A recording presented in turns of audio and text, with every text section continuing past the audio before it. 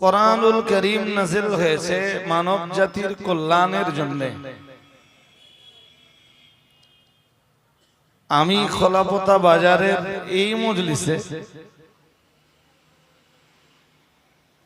তা সম্ভবত কোনো না কোনো বছরে আপনাদেরকে শুনিয়ে থাকব।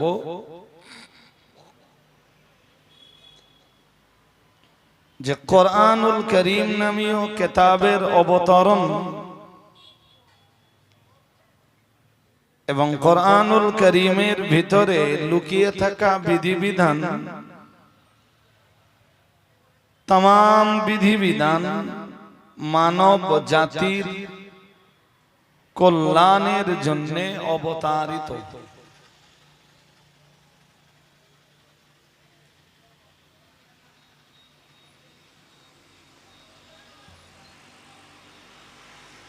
তো আমি সম্ভবত যে বৎসরে একথা বলেছি সে বৎসরেই পর্যাপ্ত না পারলেও মোটামুটি চেষ্টা করেছি তার ব্যাখ্যা, বিশ্লেষণ, এক্সপ্লানেশন আপনাদের কাছে তুলে ধরবার। তো আজ আমি কোরআনুল কারীমের একটা বিধান দিয়েই শুরু করছি, যেটা ৫ পারা সূরা নিসার আয়াত নাম্বার ২৯। আল্লাহ রাব্বুল আলামিন বলেন, ইয়া আইয়ুহাল্লাযীনা আমানু, হে পৃথিবীর বিশ্বাসী মানুষের দল। তো বিশ্বাস কিসের উপরে আমি সেগুলিও বলেছি। আল্লাহর প্রতি, ফেরেশতাদের প্রতি, কিতাবের প্রতি, নবী রাসূলদের প্রতি, আখিরাতের প্রতি, সর্বোপরি তাকদীরের প্রতি। তো পৃথিবীর বিশ্বাসী মানুষের দল যারা, তাদের জন্য এখানে আল্লাহ এক বিধান দিয়েছেন। বিধানটা খুব গুরুত্বপূর্ণ। লা তাকুলু আমওয়ালাকুম বাইনাকুম বিল বাতিল। আল্লাহ রাব্বুল আলামিন বলেন, লা তাকুলু, তোমরা ভক্ষণ করো না, খেও না, আমওয়ালাকুম বাইনাকুম বিল বাতিল, তোমরা একজন অন্যজনের মাল অন্যায় ভাবে ভক্ষণ করো না।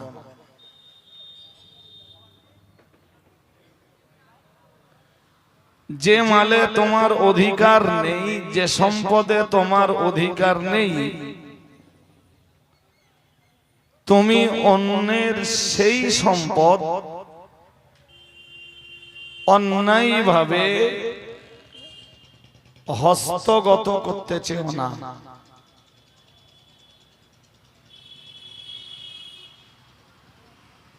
কিন্তু অন্যের মাল হস্তগত করাটা যদি ব্যবসায়িক পদ্ধতিতে হয়,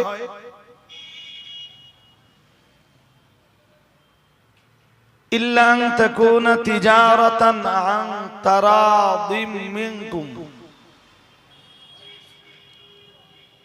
আল্লাহ বললেন অন্যের সম্পদ, অন্যের মাল হস্তগত করাটা যদি ব্যবসায়িক পদ্ধতিতে হয় সেখানে সমস্যা নেই।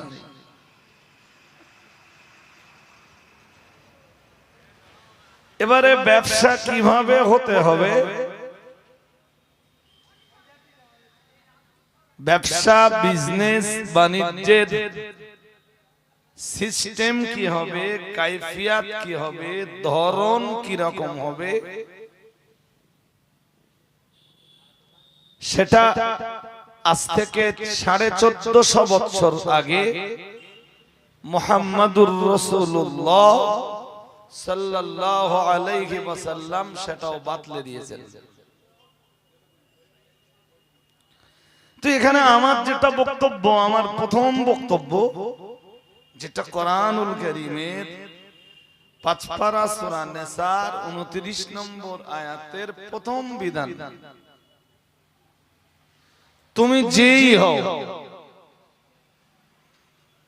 রাজা হও, প্রজা হও, আমির হও, ফকির হও, নেতা হও, লিডার হও, যেই হও, নিম্নবিত্ত, মধ্যবিত্ত বা উচ্চবিত্ত, তুমি যে ক্যাটাগরির মানুষই হও, অন্যের মাল অন্যায়ভাবে হস্তগত করবার অধিকার আল্লাহ তোমাকে দেননি। যেটা আমরা আমাদের ভাষাতে বলি, শরীয়তের পরিভাষায় যেটাকে আমরা বলি হারাম।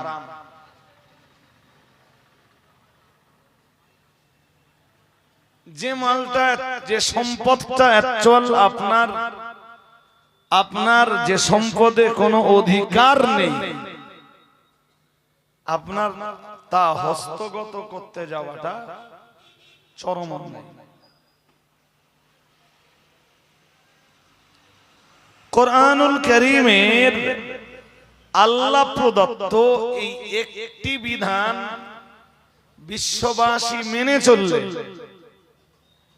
আমি বহু মজলিসে বলি, আজও বলছি, কোরআনের এমন বহু আয়াত আছে, এক আয়াতে সারা পৃথিবী ভালো হয়ে যায়। ঠিক এটা ওই ধরনের এক আয়াত, এটা ওই ধরনের এক বিধান, যেটা দিয়ে যেটাকে মান্যতা দিলে তাম পৃথিবীর মানুষ ভালো হয়ে যায়।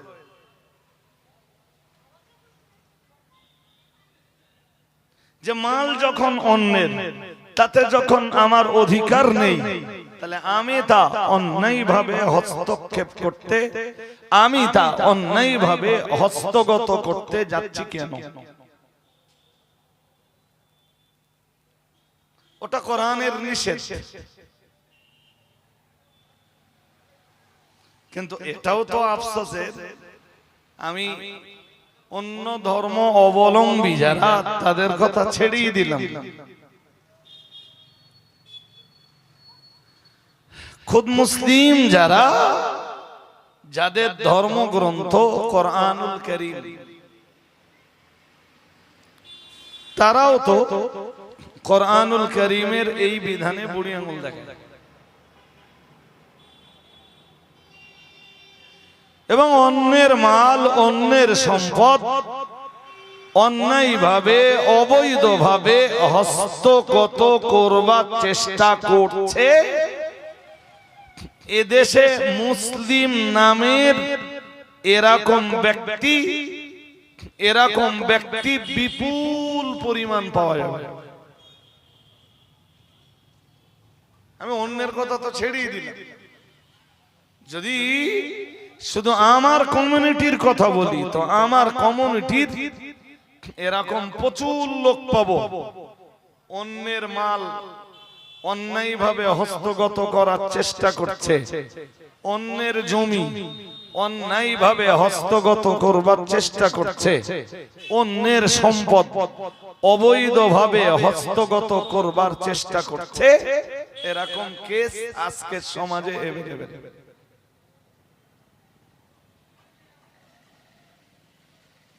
কোরআনুল কারীমে আল্লাহ এর প্রতি নিষেধাজ্ঞা আরোপ করেছেন।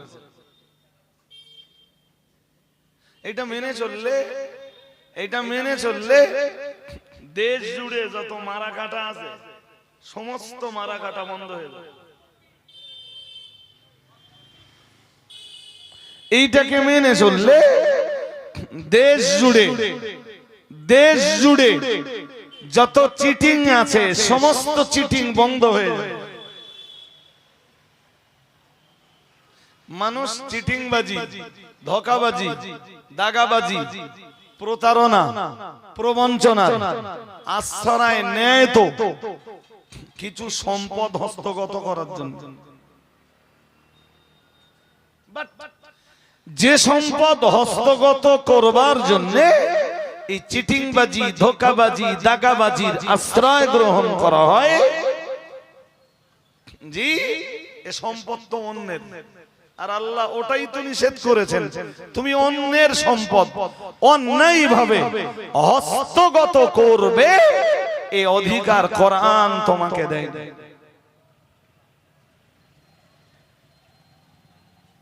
যে কারণেই আমি এক কথায় বলেছি, জি, সবার আগে অন্তত ইসলাম ধর্ম অবলম্বী বলে পরিচিত যারা, তাদেরকে কোরআনুল কারীমের এই বিধানের কাছে আত্মসমর্পণ করা উচিত।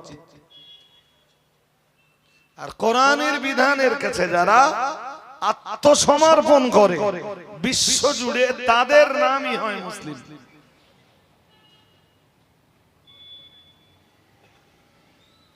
আমি মুসলিম, আমার ঘরে যে ছেলেটা জন্মেছে সেও মুসলিম, বিষয়টা এরকম নয়।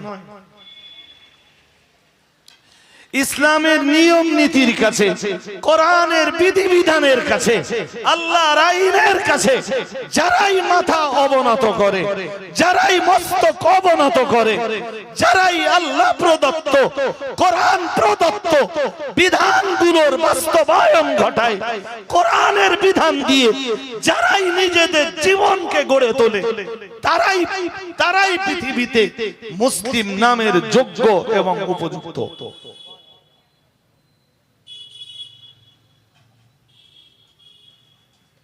যদি কেউ কোরআনের বিধানের বাস্তবতাকে স্বীকার না করে, কোরআন দিয়ে জীবন গড়তে, কোরআন দিয়ে জীবনকে সাজাতে যদি কারোর মন না চায়, সে নিজেকে মুসলিম বলে দাবি করলেও দুনিয়ার মানুষের কাছে সে মুসলিম বলে নিজেকে দাবি করলেও আল্লাহর রাসূলের অঙ্ক অনুযায়ী সে মুসলিম নয়। এটা মনে রাখতে হবে। জি, মুসলিম যে হয় সে আল্লাহর বিধানকে মাথা পেতে মেনে নেয়। গোটা দেশ জুড়ে বিপুল পরিমাণ চলছে সম্পদের আত্মসাৎ, একদম উঁচু স্তর থেকে নিয়ে আর একদম নিচু স্তর পর্যন্ত, উঁচু হাই লেভেল থেকে নিয়ে একদম লো লেভেল পর্যন্ত।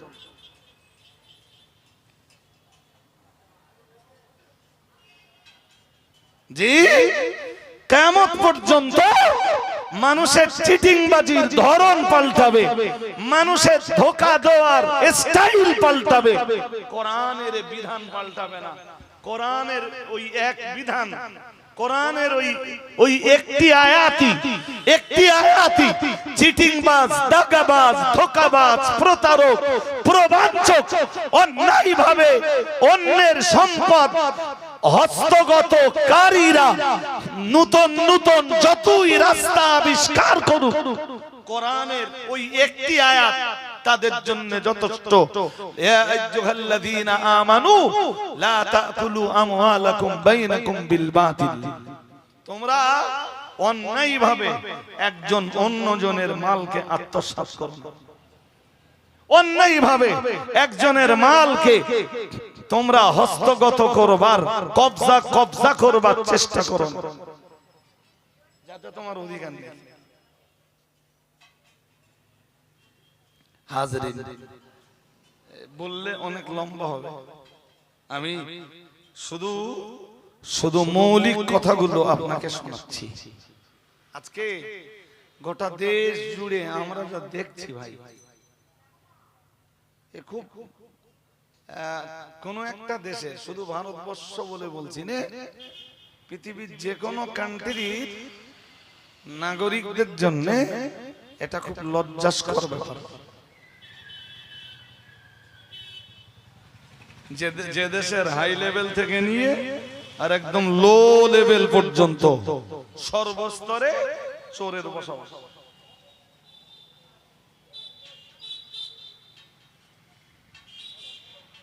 নিজে থেকে কেউ 100 টাকা দিলে 10 তলা পর্যন্ত উঠতে উঠতে 10 টাকা হয়ে যায়।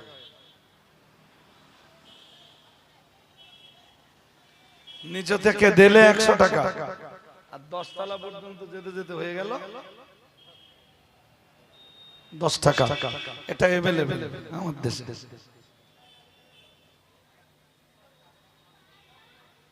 যে কারণে এই কথাগুলো আমি খুব আফসোসের সাথে বলছি। এক সময় আমার দেশে ছিনতাই হতো, ছিনতাই।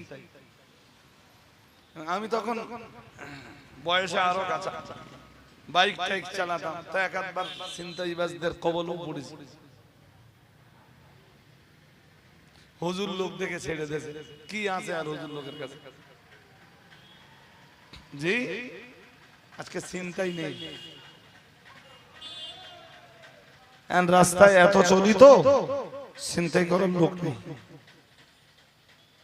রাত 12টা, 1টা, 2টো, 2:30, 3টে, 3:30, 4টে, ফজরের আযান হচ্ছে, ফজরের নামাজ হয়ে গেল, তখন পথে চলছি। এত अवेलेबल দেখা হয় এই পুলিশের সাথে আর কুকুরের সাথে।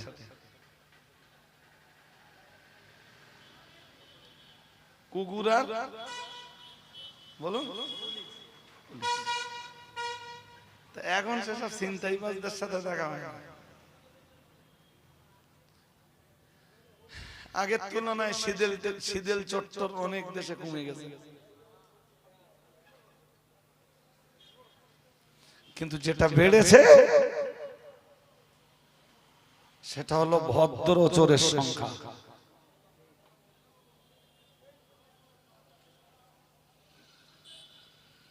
ওই যারা ছিনতাই ফিনতাই করতো, ওরা লেখাপড়াটা শিখিনি, ওদের জ্ঞান ব্রহ্ম কিছু ছিল না। শীদেল চত্বর যারা, ওরা লেখাপড়া ভালো জানতো না। কিন্তু আজকে গোটা দেশ জুড়ে জি শুরু হয়েছে ভদ্র চোরদের তাণ্ডব, শিক্ষিত চোরদের তাণ্ডব।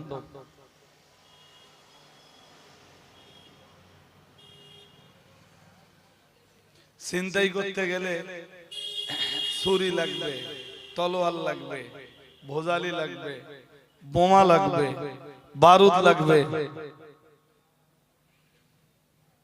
এরপরে থাকবে যে কোনো মুহূর্তে জীবন চলে যাওয়ারও হাই রিস্ক। আমরা তখন খুব ছোট ভাই, তখন ডাকাতের গল্প শোনা যেত। আর এখানে যাদের একটু বয়স বেশি হয়েছে, আপনাদের কাছে জিজ্ঞেস করলে আপনারাও ডাকাতের গল্প শোনাতে পারবেন। গ্রামে গ্রামে ডাকাতি হতো, আজকে সে ডাকাত নেই। কিন্তু শিক্ষিত কিছু মানুষ রয়েছে যাদের কাছে ডাকাতরা পর্যন্ত, সেই যুগের ডাকাতরা পর্যন্ত লজ্জা পায় যে আমরা ডাকাতি করে মাল হনন করেছি, অন্যায়ভাবে অন্যের মাল কবজা করেছি, কিন্তু আমরাও এত বড় ডাকাত ছিলাম না।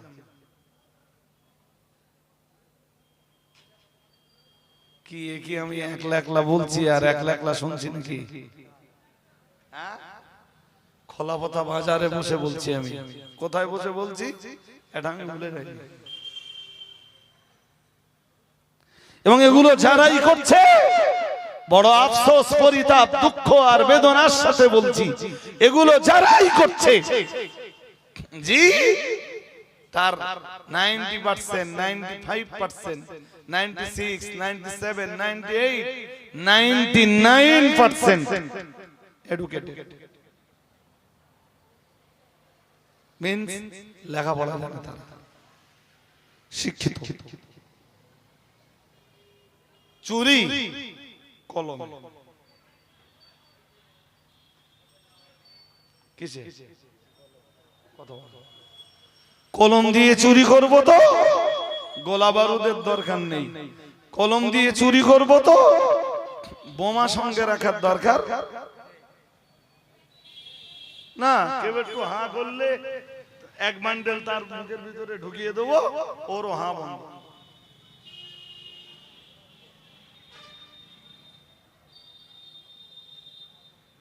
ডাকাত দেশে আজও আছে, চোর দেশে আজও আছে, শুধু চুরি আর ডাকাতির স্টাইলটা পাল্টেছে। আগে চুরি ডাকাতি করত সমাজের একদম পিছিয়ে পড়া অশিক্ষিত গন্ডমূর্খের দল, আজকে সেটা করছে সমাজের তথাকথিত কিছু শিক্ষিত মানুষের দল।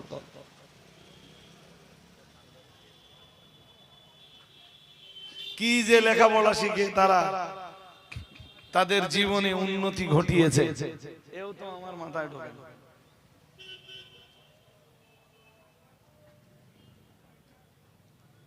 তবে আমাদের রাসূল একটা কথা বলেছেন, আমি যখন যেবার বিএডে পড়তাম, বিএডে তো এডুকেশনের উপরে অনেক বই পড়াতো, শিক্ষা। একটা বইতে পড়েছিলাম যে এডুকেশনের এম হলো, মন দিয়ে আপনাদের শুনতে হবে, এবং আমি এটাও জানি যে দূর থেকে বহু মানুষ আমার কথা শুনছেন, আমার আওয়াজ শুনছেন, কান আমার এই আওয়াজের দিকে। তো যখন বিএড পড়তাম তখন একটা কথা পড়েছিলাম যে এডুকেশন এম হলো ম্যান মেকিং। আমি তো এত ইংরেজি ভালো বুঝি না, তো ওই যেটুকু বুঝি এইটাই বুঝলাম যে শিক্ষার উদ্দেশ্য হলো, শিক্ষা এডুকেশনের টার্গেট হলো মানুষকে মানুষ বানানো, মানুষকে কিছু বলেন না কেন, বলেন, মানুষকে কি বানানো, মানুষ বানানো, এটা হলো এডুকেশনের। আরে বাবা, যদি এডুকেশনের কোনো এম না থাকে তাহলে এডুকেশন হাসিল করে এডুকেশন নিয়ে তো কোনো লাভ হবে না, ওর একটা এম থাকতে হবে। তো এডুকেশন এম ম্যান মেকিং, মানুষ বানানো। বাহ, খুব ভালো জিনিস তো, খুব ভালো জিনিস। তার মানে লেখাপড়া যারাই শেখে ওরা মানুষ হয়। আমি আবার বলছি, একটু খেয়াল করুন, এডুকেশনের এম যদি হয় ম্যান মেকিং, মানুষ হওয়া, তাহলে যারা এডুকেশন নেবে, হায়ার এডুকেশন নেবে, তারা তো সব মানুষে পরিণত হবে।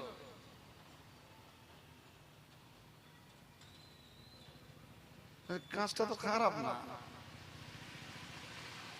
বিরাট ভালো কাজ, বিরাট ভালো কাজ। বাট যাদবপুর ইউনিভার্সিটির ভিতরে বস্তা বস্তা মদের বোতল এলো কোত্থেকে? যাদবপুর ইউনিভার্সিটি নিয়ে যখন নিউজ পেপারে অনেক লেখাপড়া হতো, লেখালেখি হতো, অনেক লেখালেখি হতো নিউজ পেপারে যাদবপুর ইউনিভার্সিটিকে কেন্দ্র করে। আমি সেই সময়ের একটা নিউজ আপনাকে বলছি। সেই সময়ের একটা নিউজে বলা হয়েছিল যে যাদবপুর ইউনিভার্সিটিতে বস্তা বস্তা মদের বোতল পাওয়া যাচ্ছে, মানে মদ খাওয়ার পরে বোতলগুলোকে ফেলে দিয়েছে। কাজটা কাদের হতে পারে?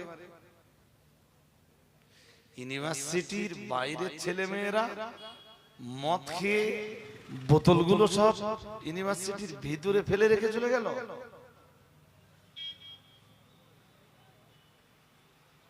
কথা বলুন, আপনাদের তো একদম কোনো আওয়াজই পাচ্ছি না, একদম নীরবতার ভূমিকায় বসে আপনারা শুধু কথাই শুনছেন।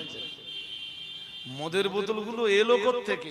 বাইরের মাতাল দাতালের দল মদ খেয়ে ইউনিভার্সিটির ভিতরে ফেলে গেল, না কাজটা ইউনিভার্সিটিতে পড়া, যাদবপুর ইউনিভার্সিটিতে পড়া ছেলে মেয়েরাই। এখন যাদবপুর ইউনিভার্সিটির নাম নিউজ পেপারের শিরোনামে এসেছিল বলেই তো আমরা যাদবপুর ইউনিভার্সিটির গল্পটা শুনতে পেয়েছিলাম। বাকি ইউনিভার্সিটির খোঁজ খবর নিলে কি পাওয়া যাবে? সে আপন জায়গায় থাকে। এমএ পর্যন্ত পড়তে 1 থেকে 4 4 বছর, তারপর 5 6 7 8 9 10 কত বছর? কত 6 বছর। 6 আর 4 সেকেন্ডারি লেভেল 10 বছর, হায়ার সেকেন্ডারি লেভেল পার হওয়ার জন্য আরো 2 বছর, 12 10 আর 2 বলুন 12 বছর। গ্রাজুয়েশনে 3 বছর, 12 আর 3 মাস্টার্সে ফের 2 ইয়ার্স। টোটাল কত বছর হলো?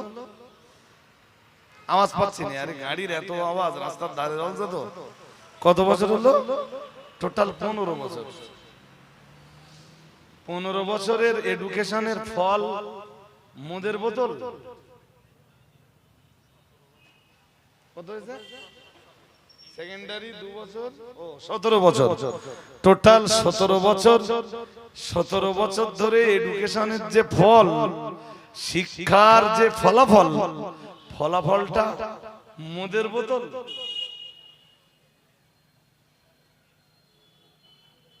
কিছু তো মাথায় ঢুকলই না।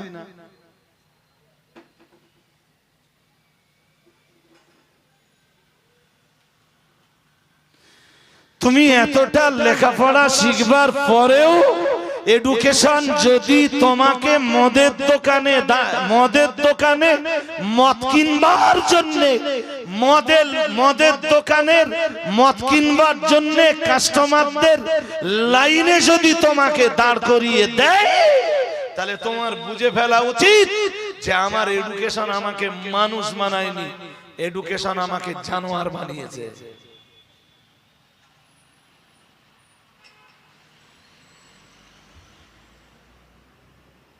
কথা শুনছেন নাকি?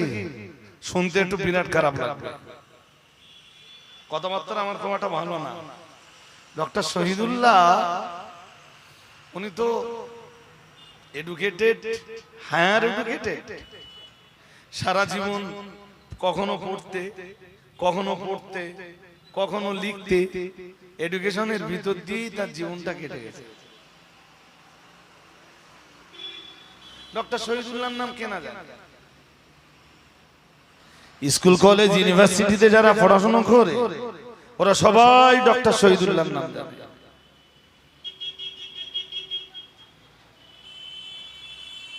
তিনি একজন বিশিষ্ট শিক্ষাবিদ।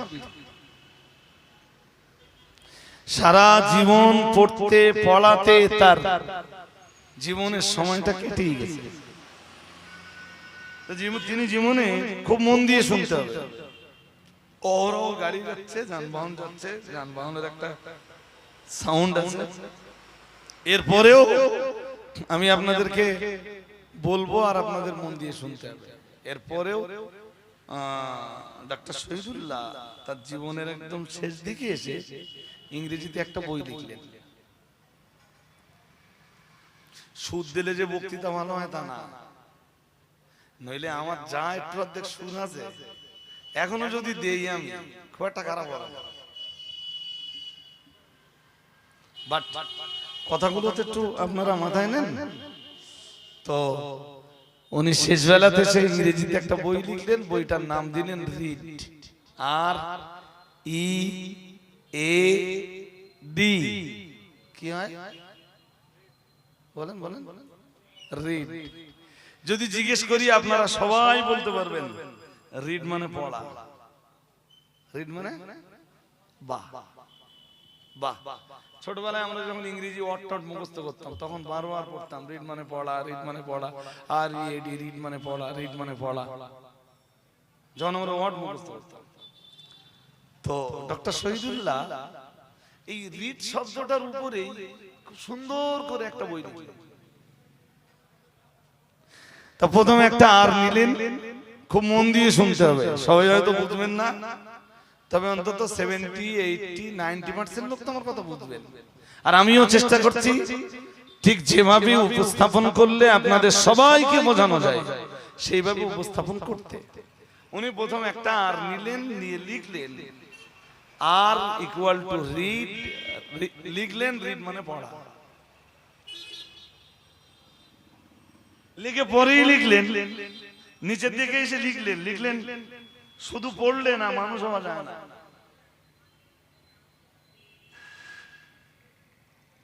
তা কি করতে হবে? ডক্টর শহীদুল্লাহ বললেন একজন এডুকেটেড হতে গেলে শুধু পড়লে হবে না, তাহলে কি করতে হবে? ডক্টর শহীদুল্লাহ লিখলেন নিচে আরেকটা 2 নম্বরে আরেকটা আর নিলেন, নিয়ে লিখলেন আর ইকুয়াল টু রেগুলারিটি। বললেন পড়ো, রেগুলারিটি বা ধারাবাহিকতা বজায় রেখে পড়ো, পড়ো প্রতিনিয়ত পড়ো, পড়ো রোজ পড়ো।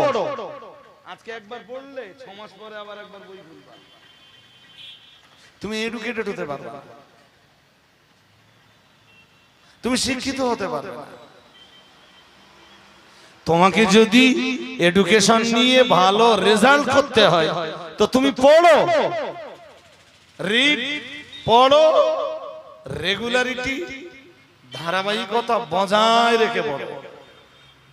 ডক্টর শহীদুল্লাহ ফের নিচে এসে লিখলেন, বললেন রিড, রেগুলারিটি দুটো আরেও একজন মানুষ এডুকেটেড হতে পারে না। তো কি করতে হবে স্যার?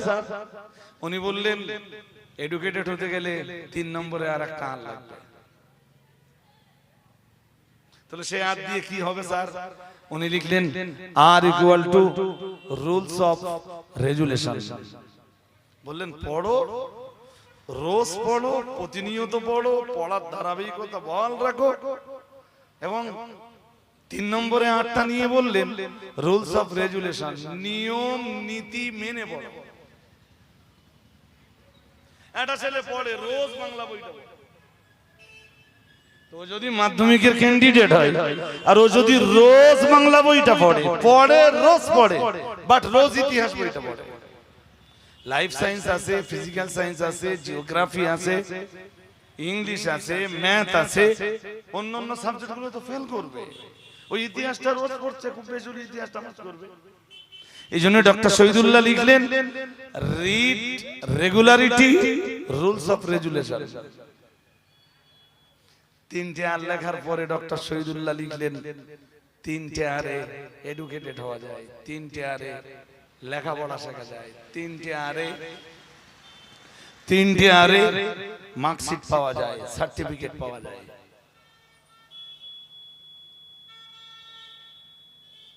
এডুকেটেড, হায়ার এডুকেটেড হওয়া যায়। যার ভিতরে 3টে আর কাজ করবে না ও এডুকেটেড হবে।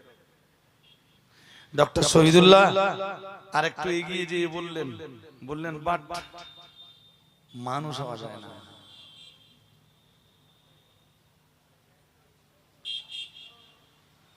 Read, regularity, rules of regulation, 3টে আর নিলেন, নিয়ে বললেন লেখাপড়া শেখা যাবে, এই 3টি আরে এডুকেশন হাসিল করা পসিবল, সম্ভব। কিন্তু আমাদেরকে মন দিতে হবে, বাইরে মন দিতে হবে না। কিন্তু ডক্টর শহীদুল্লাহ বললেন মানুষ হওয়া যাবে না। তা স্যার মানুষ হতে গেলে কি করতে হবে? ডক্টর শহীদুল্লাহ 4 নম্বরে আর একটা আর নিলেন। এই যে ক নম্বরে? ক নম্বর? 4 নম্বরে আর একটা আর লাগবে। স্যার ওই আরটা নিয়ে আপনি কি করবেন? ডক্টর শহীদুল্লাহ বললেন আমি কিছু করব না, বাট এডুকেটেড পারসন 3টে আরের বিনিময়ে যারা এডুকেটেড হয়েছে ওদের 4 নম্বর আরটা না থাকলে আর ওরা মানুষ হবে না। স্যার 4 নম্বর আরটা কি কাজে লাগবে? ডক্টর শহীদুল্লাহ বললেন রিলিজিয়ান থিংকিং, বললেন ধর্মীয় চিন্তা চেতনা লাগবে। লেখাপড়া শেখার পরে যদি ধর্মীয় চিন্তা চেতনার বিকাশ না ঘটে, ডক্টর শহীদুল্লাহ বললেন তোমার লেখাপড়া তোমাকে মানুষ নয় তোমাকে অমানুষে পরিণত করবে। তুমি মানুষ হতে পারবে না। তোমাকে মানুষ হতে গেলে 4 নম্বরের রিলিজিয়ানটা লাগবে। রিলিজিয়ান, বাহ কি চ্যাম্পিয়ন থিওরি দিলেন ডক্টর শহীদুল্লাহ। এরপরেই বললেন যে লোকটার ভিতরে না 4 নম্বর 8টা পাওয়া যাবে না। শুনছেন নাকি? প্রথম আর দ্বিতীয় আর তৃতীয় আর পাশাপাশি 3টে আর 3টিই আছে, 4 নম্বর 8টা নেই। ডক্টর শহীদুল্লাহ বললেন সে 4 নম্বর আর এর অভাবে 5 নম্বরের আর একটা আর এর মালিক হবে। কথা শুনছেন নাকি? এডুকেশন নিয়ে তো দেশ জুড়ে সবাই লড়াই করছে, আমরাও লড়াই করছি।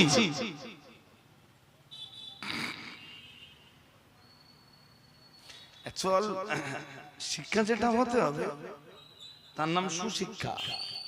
ডক্টর শহীদুল্লাহ বললেন যার ভিতরে এই যে আবার একটু মনে করুন, read, regularity, rules of resolution, 4 নম্বরে রিলিজিয়ান, 5 নম্বরে ডক্টর শহীদুল্লাহ বললেন ধর্মীয় চিন্তা চেতনা, যার ভিতরে জায়গা পায়নি সে 5 নম্বরে আর একটা আর এর মালিক হয়।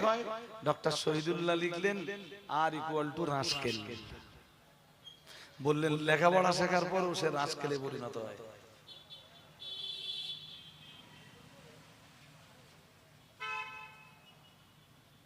এর চেয়ে ভালো করে না আমার আর বোঝানোর মতো জায়গা, বোঝানোর মতো জ্ঞান আমার আর নেই।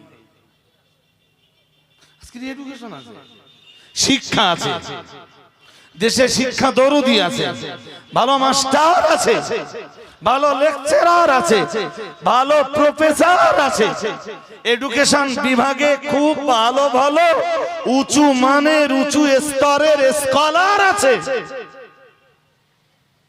খুব লজ্জার সাথে বলতে হয় এডুকেশনের মান নেই। কিসের মান? গুণগত মান।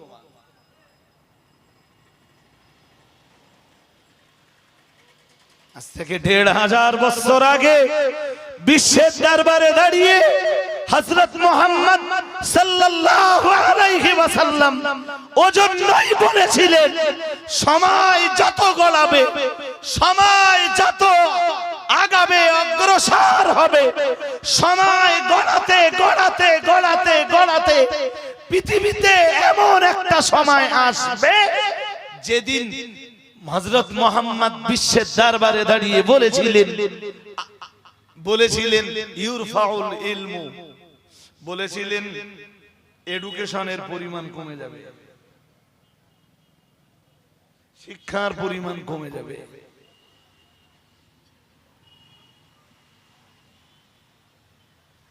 ওয়ায়াকসুরাল জাহলু, হযরত মুহাম্মদ বিশ্বের দরবারে দাঁড়িয়ে বলেছিলেন সাল্লাল্লাহু আলাইহি ওয়াসাল্লাম বলেছিলেন মূর্খতার পরিমাণ বেড়ে যাবে।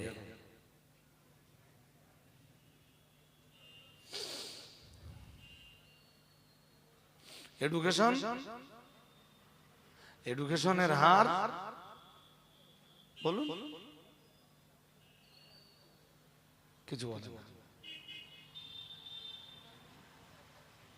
একদম মুখ বন্ধ করে থাকলে আমি কি একলা একলা বকবো আর একলা একলা বসবো?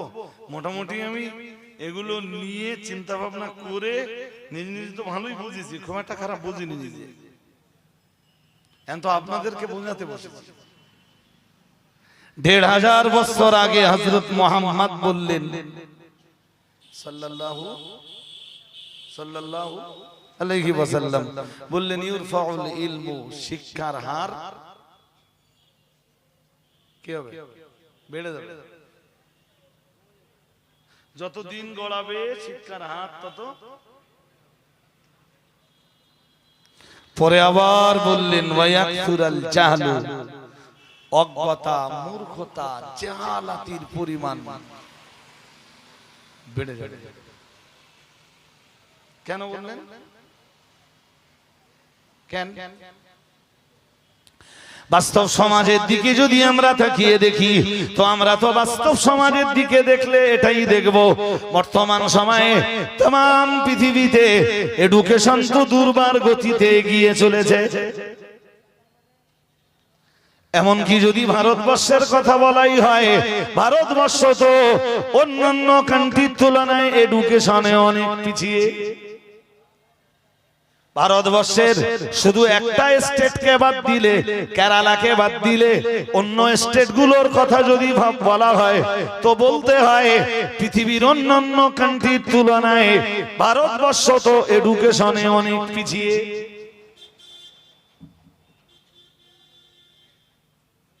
যে দেশে রাষ্ট্রবিজ্ঞান পড়ানো হয় 11-এ, আমি খুব ভালো জানি না, এখন কলেজ পড়ুয়া অনেকে থাকতে পারে, গ্রাজুয়েশন কমপ্লিটেড, মাস্টার্স কমপ্লিটেড অনেকে থাকতে পারে, তা মনে হচ্ছে ভুল বলছি না। এ দেশে রাষ্ট্রবিজ্ঞান পড়ানো হয় ক্লাস কত বলে 11-এ, আর ভোটে দাঁড়ানোর জন্য যোগ্যতা লাগে ক্লাস 3। আমার কথা বুঝিনি।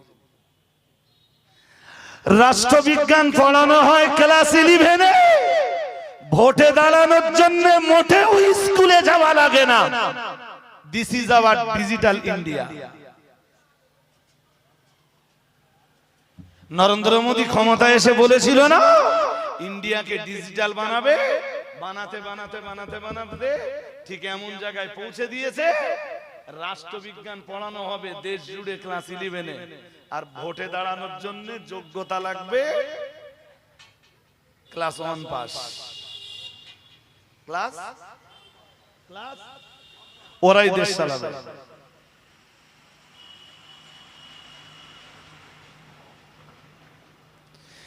সে দেশের জনগণের এডুকেশনের কতটা উন্নতি হতে পারে যে দেশের জনগণের প্রধানমন্ত্রী একজন চাওয়ালা,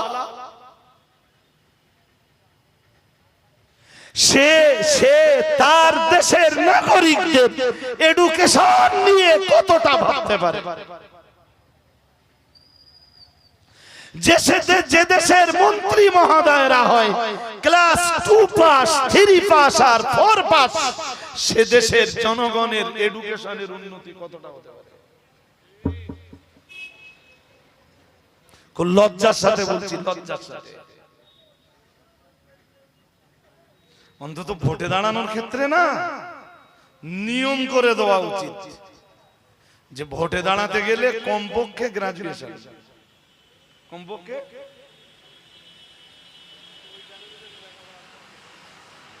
শালা সিগনেচার করতে গিয়ে কলম ভেঙে যায়, সে যে কি লিখেছে নিজেও পড়তে পারবে না।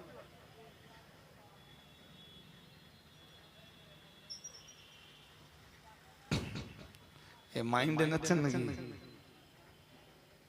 নিতে পারেন, আমার কিছু করার নেই, একদম বাস্তব সত্যিটা বলছি।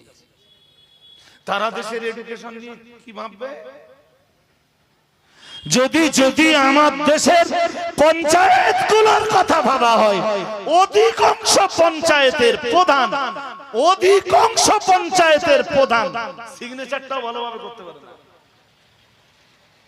সেই পঞ্চায়েতের অধীনে যে স্কুলগুলো আছে, ওই স্কুলগুলোর ডেভেলপমেন্ট নিয়ে তারা কি ভাবতে পারে? সম্ভব? সম্ভব?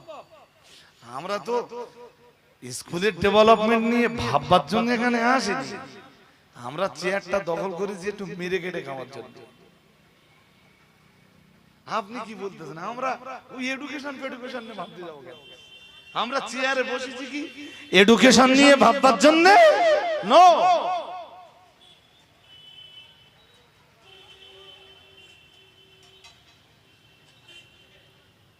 হাজিরিনে মজলিস, খুব লজ্জার সাথে বলতে হচ্ছে, লজ্জার সাথে। বিশ্বের দরবারে দাঁড়িয়ে হযরত মুহাম্মদ সাল্লাল্লাহু আলাইহি ওয়াসাল্লাম বলেছিলেন, কাম ব্যাক করুন ওই কথাটায়, ইউরফাউল ইলম ওয়া ইয়াকসুরুল জাহাল। আল্লাহর হাবিব বলেছিলেন এলমের পরিমাণ, এডুকেশনের পরিমাণ, শিক্ষার পরিমাণ বেড়ে যাবে, আর মূর্খতার পরিমাণ, শিক্ষার পরিমাণ কমে যাবে আর মূর্খতার হার। কে বলেছিলেন? সময় যত গড়াবে, সময় যত, আরে এ তো আমার বক্তব্যটা শুধু যে আপনারা ফলো করছেন তা না, মেবি থাকতে পারে আমার বক্তব্য দূর থেকে অনেকে ফলো করছেন।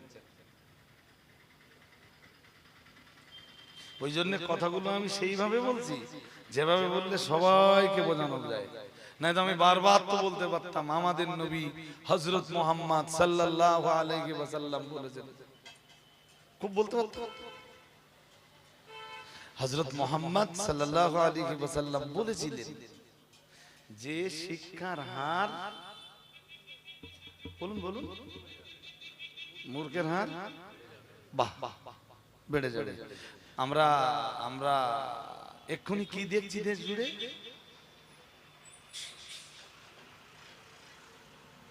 আগে একটা পাড়ায় এমএ পাস পাওয়া যেত না, এখন এমএ পাসের পরিমাণ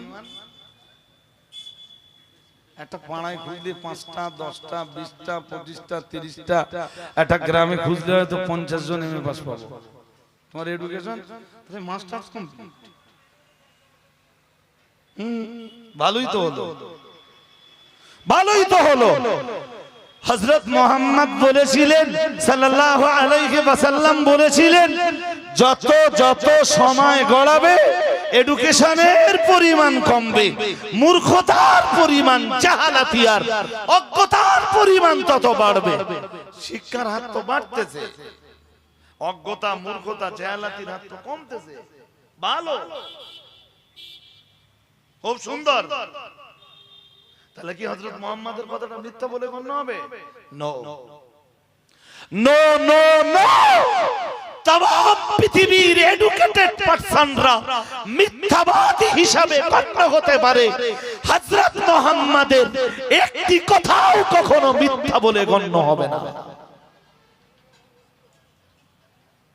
হতে পারে, হয় কেউ তা প্রমাণও করাতে পারে। সায়েন্সের এই চরম উন্নতির পিরিয়ডে এসেও, এই চরম উন্নতির পিরিয়ডে এসেও সায়েন্টিস্টরাও হযরত মুহাম্মদ সাল্লাল্লাহু আলাইহি ওয়াসাল্লামের কথাগুলোকে সত্য বলে মেনে নিয়েছে। ১৫০০ বছর আগে সায়েন্টিস্ট, ১৫০০ বছর আগে বিশ্বের দরবারে দাঁড়িয়ে হযরত মুহাম্মদ যা বলেছিলেন, ১৫০০ বছর পরে সায়েন্টিস্টরা এসে তাই বলছে। ভাবতে অবাক লাগে, হযরত মুহাম্মদ সাল্লাল্লাহু আলাইহি ওয়াসাল্লাম তো কোন স্কুলে যাননি, তিনি এগুলো পেয়েছিলেন কোথায়?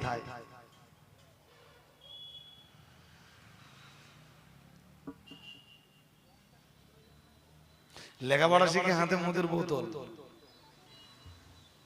কি কি কথা বলেন, বলুন বলুন।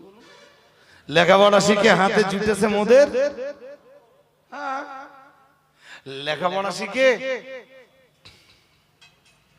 ভাষা নেই বলার মতো, ভাষা নেই, লেখাপড়া শিখে গার্লফ্রেন্ড নিয়ে ঘুরে বেড়াচ্ছে।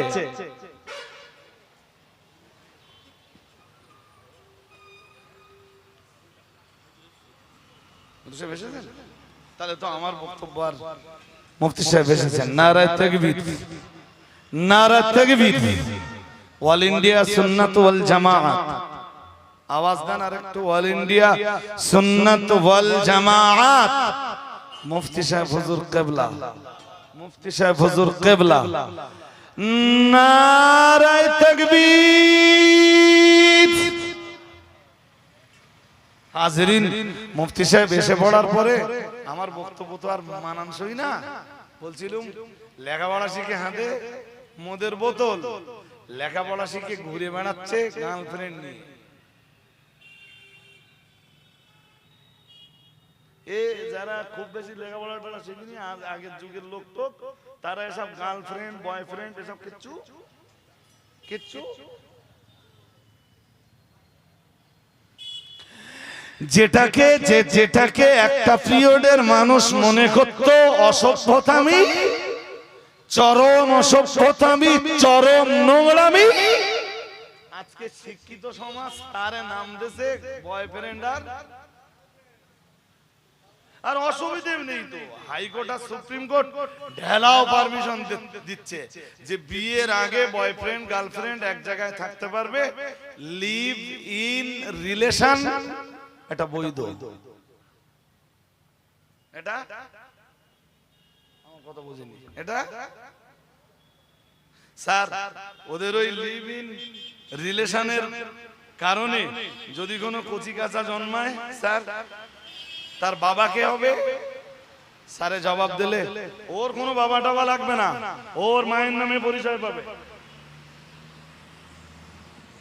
স্যার স্যার মাতৃ পরিচয়ে পরিচয় পায় তো কুকুরের বাচ্চা, মাতৃ পরিচয়ে পরিচয় পায় তো গরুর বাছুর, মাতৃ পরিচয়ে পরিচয় পায় তো ছাগলের বাচ্চা, বিড়ালের বাচ্চা। আজকের পৃথিবীর মানুষের বাচ্চা যদি মাতৃ পরিচয়ে পরিচয় পায় তো কুত্তার বাচ্চার সাথে মানুষের বাচ্চার তফাৎ কি থাকলো? স্যার আপনারা তো অনেক এডুকেশন হাসিল করেছেন, অনেক অনেক লেখাপড়া করে আজ হাইকোর্ট কিংবা সুপ্রিম কোর্টে জাস্টিসের চেয়ারে বসেছেন। স্যার এতটা এডুকেশন হাসিল করার পরে এই রকম একটা রায় আপনারা দিলেন কেমনে স্যার?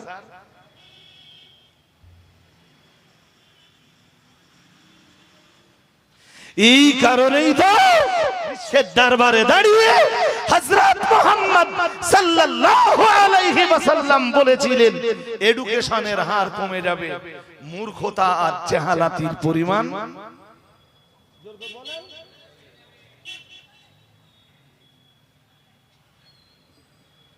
ওই একটু আগে বলছিলাম না যে সে যুগের সেই সিদেল চোর, মূর্খ গন্ড মূর্খ ডাকাতের দল, তাদের আর সন্ধান এখন পাওয়া যায় না, খোঁজ খবর পাওয়া যায় না।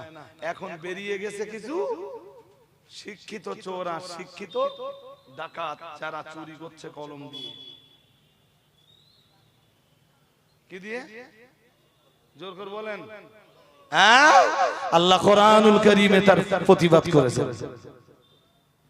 বিভিন্ন ভাবে চুরি তুমি যেভাবেই করো, জনগণের সম্পদকে তুমি আত্মসাৎ যেভাবেই করো, যে উপায়েই করো, তুমি মনে রাখো, তুমি মনে রাখো জি কোরআনের ওই একটা থিওরি, ইয়া আইয়ুহাল্লাযীনা আমানু লা তাকুলু আমওয়ালাকুম বাইনাকুম বিল বাতিলি لا تأكلوا أموالكم بينكم بالباطل إلا أن تكون تجارة عن تراض منكم। মহান আল্লাহ জানিয়েছেন তোমরা যেন একজন অন্যজনের মাল অন্যায়ভাবে অবৈধভাবে হস্তক্ষেপ করো না, হস্তগত করো না।